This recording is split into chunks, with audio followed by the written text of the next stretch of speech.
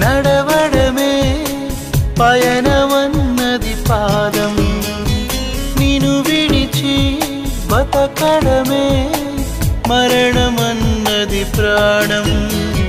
నువ్వు రాకముందు జీవితం గురుతైన లేదని, నిన్ను కలుసుకున్న క్షణం నన్ను వదిలిపోదని, ప్రతి ఘడియవో జన్మగా నే గడుపుతున్నానని,